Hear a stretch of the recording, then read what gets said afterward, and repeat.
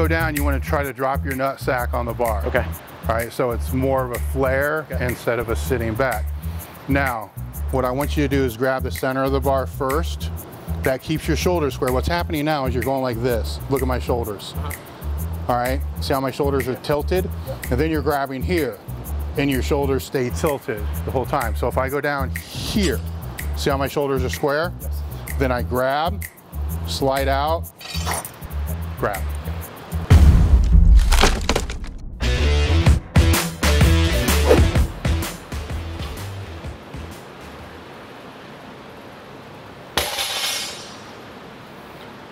Okay, you're pulling the bar straight up instead of trying to pull it back into you. So I'm gonna try a couple different things here. You're walking up kind of tense. So just relax the arms, just let them, almost like you're at the bottom. Let's say you're doing barbell shrugs, you're right at the bottom. Okay. So that's where you're gonna start, with your hands right at the bottom of a barbell shrug, and then go down and grab and pull, keeping your hands at the bottom of a barbell shrug the whole time you pull. Okay. So let them drop, let the upper back relax. Hips, ha, there we go. Grab it like you normally do with a tense back and pull it up. And hold it at the top. Hold. Okay, set it down. Okay, now, relax, walk up, drop the shoulders, let them relax like the bottom of a shrug. Completely relaxed. Hips. Big difference. Yeah, a little bit. It's like 3 inches. Okay. Now, here's the thing. Those 3 inches, I could go into the Al Pacino speech about the football thing and every inch, you know, but I won't do that. On this team, we fight for that inch. But those 3 inches here, that's where most people miss the lift. They they lose their grip, they drop it, they do all this other shit because they're in too tight of a position that they don't need to be in. The other thing that happens in those top 3 inches is when you're pulling and you get here, instead of pushing the hips through like this, people try to pull up like you're doing here, but think of the mechanics of the bar for a second. If you're here and I drive my hips forward, the bar doesn't go up at all, right? Now, if I'm here and I try to arch up through here, the bar really isn't even gonna go up because you're in a position now where the bar is in your legs. So as you're trying to pull this way, all you're really doing is pulling your bar into your leg. That's why people use baby powder and chalk and shit like that to get it to slide. But if you're pulling it into your leg, that's why most people drop the bar. It isn't because they lose their grip, it's because they're pulling it into their leg and it pops out because they can't pull through their quad. So it's keeping, and again, it's a verbal cue, guys. So no, I'm not telling him to relax his thoracic spine. You know, it's just the position of the upper back to be able to stay more relaxed, to drop the hands down, which is actually allowing you here to boom, to drive the hips through instead of doing a good morning to finish the late. That's huge. That's a big, big thing. So you want me to? Yes, so just relax the top the of it? shoulders, and then as soon, I'll look more closely when I'm cueing your hips to tell you when to do it. Hips. So right at your knees, you start driving your hips in. But more importantly, it's not here, here. You know, so I would make it part of your whole setup. It's like you're walking up, you're fired up, it's okay. Stop, where are my hands? You know, tap, tap, tap. All right, that's too high. Tap, tap, tap. See what I'm saying? So now you got something to play on.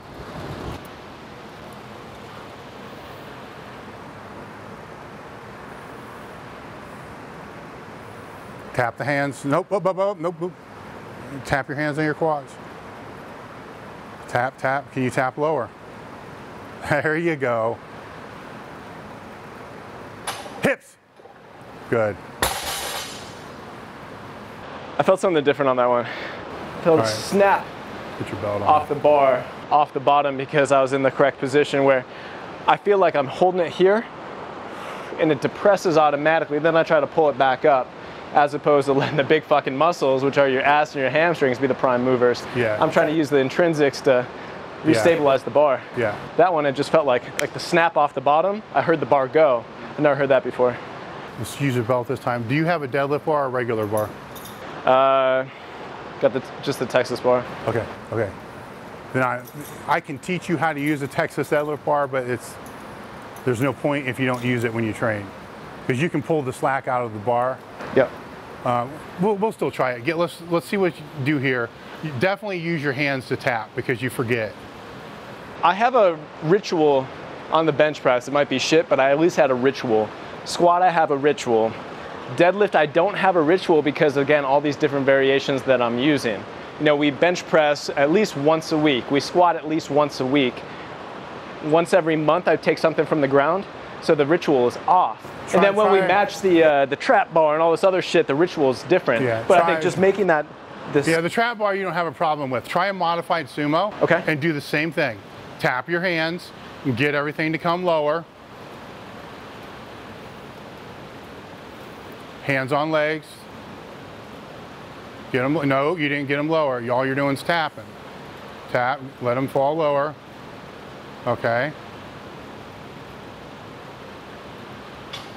Okay, that's not a good pull for you. I mean, do you want me to fix it? I can fix it. No, I'm here for... Okay, okay. Your shoulders are in front of the whole time. So yes, you're gonna have a different ritual for this than you have on the other one. So The conventional felt a lot better. yes, yes. So the conventional is gonna be tap, tap, tap, tap, relax. Yep, okay. Yep. Go back. Now, for the modified sumo, you're going to come up. You might want to get a little bit closer to the bar. Okay. So here. Okay. Then when you go down, you want to try to drop your nut sack on the bar. Okay. All right, so it's more of a flare instead of a sitting back. Now, what I want you to do is grab the center of the bar first. That keeps your shoulders square. What's happening now is you're going like this. Look at my shoulders. Uh-huh. All right, see how my shoulders are tilted? And then you're grabbing here, and your shoulders stay tilted the whole time. So if I go down here, see how my shoulders are square? Yes. Then I grab, slide out, grab.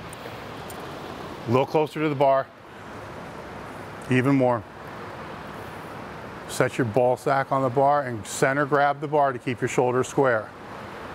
Nope, come up. You're just gonna use one hand to center grab the bar. So you're gonna grab right in the middle of the bar. Okay, now bring your other hand around, move that hand out, drive your head back, go.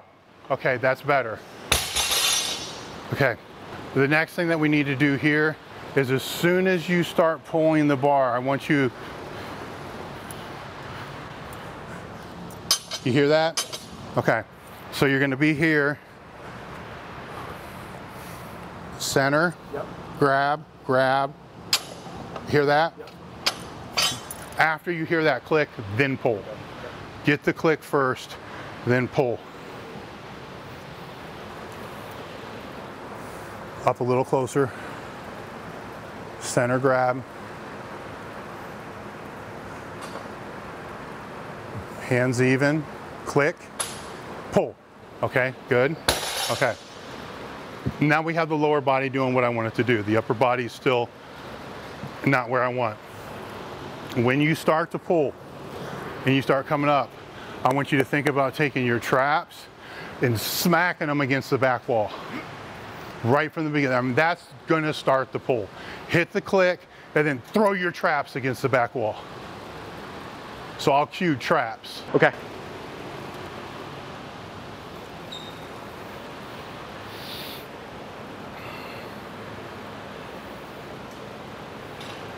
Lock, lock. Traps, traps, good, it's better. Okay, that's probably as good as you're gonna get on a modified sumo.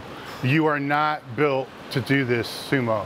Interestingly enough, just how you said my foot position on the squat was in the right position, that would dictate I couldn't go any wider. It wouldn't have been a good position on my squat. I see the same thing with our lifters pulling sumo. The ones that can squat wide can pull wide. It's the same thing. It's exactly the same thing. It's on a spectrum. Deadlift, squats, the same spectrum. Yeah. Your hips aren't going to change for that. No. So I would be better suited than to pull conventional. If I was really working with you to get stronger, I wouldn't have you pull sumo. Okay. I don't like the position your back is in. I don't like where the bar's at. We have alternatives with trap bars. Yes. Many, many, many conventional alternatives. Yes. So let's go back to the conventional. Okay. Work on making sure that's locked in. Okay. It just looks healthier. It does. looks safer. It looks stronger, and you will be stronger at it because your structure is more built for it. It's just making your ass, which I know is not a weak point. Okay, I can almost guarantee that because you know that's kind of your thing. You know, is focusing on making sure. Yeah. So that, and to be truthful, I think with the cueing of glutes being weak, it's a little off because I've never seen anybody pull a glute, right? Right. I've seen pulled hamstrings, I've seen hurt lower backs. Never have I seen a torn glute, right? So the glutes are, but they do transfer force, yeah. and that's where the breakdown happens. Yep. I don't see that being there with you. It's just you're not using your strength, right? You know, at all. That's how I feel too. When I get heavy on the pulls, the first thing to break is my brace. Yes. This happens to me regularly on heavy pulls. Yeah, go with the same breathing, okay. Nose, mouth, okay. And work from there. And you get your breath before you grab the bar.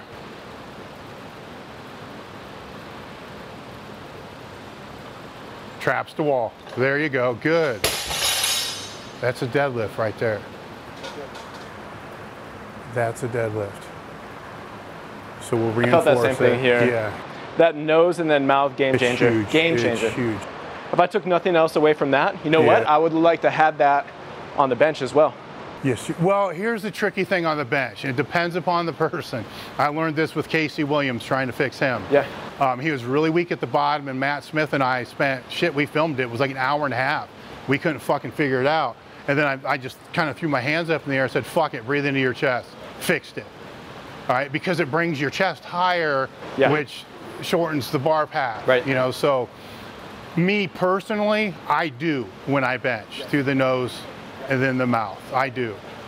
So I do tell everybody that, but we did have to cue you, you know, to bring that up. From a recreational strength athlete like myself that's looking to be as strong as possible, like I always think about repeatable motor tasks. Just for the sake of simplicity, would you say that because my deadlift and my squat should be cued a certain way, I should just try to fucking just push it over to the bench press as well and just habituate that stuff? I think anything heavy that's not high repetition. Yeah. When you get to high repetition, it's energy system training, you need breathing.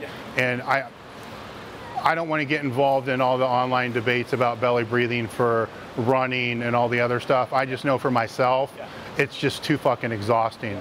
You get side cramps, and here's my biggest fear with that, with the higher reps. Let's say you're doing it for 5, you start to fatigue, you get to 6, you get to 7, then you forget. Well, where are you going to get hurt? Now your brace went from strong to nothing. But anything heavy, yes, even if it's a low row, anything, because it's just going to. Right.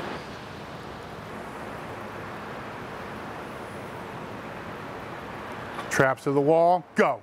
That was a little fucked up. I think you're getting tired. Tired or not focused. So give it a second. That looked just like your first one. Yeah, oh shit. Yeah. So think, you know, go back. What could you have not done? Did you tap your thighs? You know, was your feet in the right position? Did you breathe? I didn't breathe. I didn't breathe on that one. Yeah, come up with a sequence.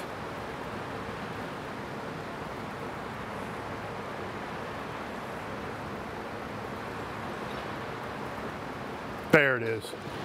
It's a breath. It was Does this. that feel difference? It's a difference. Okay. It's this. Yes. Fucking lazy. I didn't breathe on that one. Yeah, you can't do that on pulls. That's why I like singles for speed pulls. That's why I hate high rep pulls unless it's from a block, you know, and you're in a good position here where your back's not rounding, all that kind of stuff. So, last time I was here, I came home with a brand new GHR. My wife was thrilled about it. Yes. So we put it back into the gym.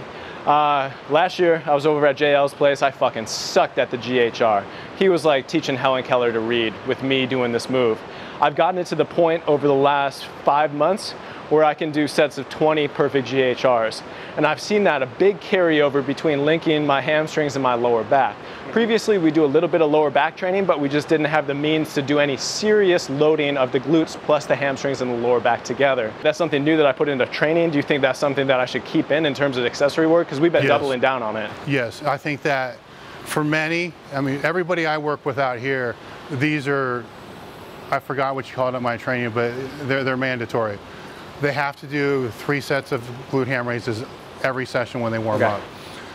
8 to 10 reps if they really suck, 2 to 3. These don't even count, right? They don't count. They have to do those, they have to do hanging leg raises, and they have to do bent knee reverse hypers. That way I'm covering, you know, all those areas, and I'm actually elongating the hip flexors and all that kind of stuff. Then they do glute ham raises after they squat and after they, actually it's a glute ham raise or Louis machine. I give them a choice now. One of those two every single time they train lower body, but we change it if it's not the warm-up. So it depends upon the phase and how you want to cycle the phase. You can do eccentric only with med balls. So you go to the top, she hands you a 40-pound med ball, you lower, drop, boom, back up again. You can also do med ball throws if you're explosive. Just grab, you know, 10-pound, boom, up, all right? I don't know if I would catch, but you know, then there's all kinds of ways that you can load a GHR without putting a barbell on your back. So without it being dangerous, you can also put something under the back end. Like if you take it and put 3 of these under the back end and make it an incline, you just made it. The reason why our glute ham raise is harder, see how we have a pad angle here? Yeah. That's why ours is so much harder. That's why if people come to your house and use yours, they do 2, and they're like, wait, I did fucking 20 at the other place. That's no different than those old school incline sit-up benches, where you can sit on the floor and do sit-ups, and at the top, there's no tension. Same thing, if this was straight, you get up here where your hamstrings are really firing. So the med balls are an option. Even heavy dumbbells, just, you know, coming up. We've been using 2 different variations. We got the band pegs on it, so we've been band loading, then we also been plates to the chest. Those 2 different loading variations. I've never been a big fan of the band loading because it usually ends up going around your neck or it becomes uncomfortable on your arms, and it's just risk benefit, you know, type thing. And keep in mind, I'm dealing with people that would be using strong bands. We get it right around, I mean, we don't put it usually on the neck. We'll put it right around the shoulders, but it's hard to keep that on there. And the loading is going to become weird. Because once you get here, it's going to deload. Right. Where if it's a heavy, I like anything that you can round over. So what I see happen a lot of times when people do glute ham raises is they start arching and using their lower back. So this is kind of heavy. Somewhere we have like one of those red bouncy balls, but I'll have them round over the ball and keep their spine in a rounded position and do because it's not really a lower back exercise. So I'll keep that rounded because it's neutral once it's there, and that forces the hamstring. So that's another thing, I call it rounded ball glute ham raises. And then the loaded med ball, occasionally maybe a yoke bar, but really just putting shit under the back end is enough. And each one of these you can wave, you can usually get by with 3 times if you go Monday, Monday, Monday, or it depends. You can go Monday, Monday, Monday. It's kind of up in the air on how you want to do that. You can usually get 3 times out of one variation before it has to change. Reps will usually go up. And then you really don't need to unload it if it's going to be part of the warm-up protocol.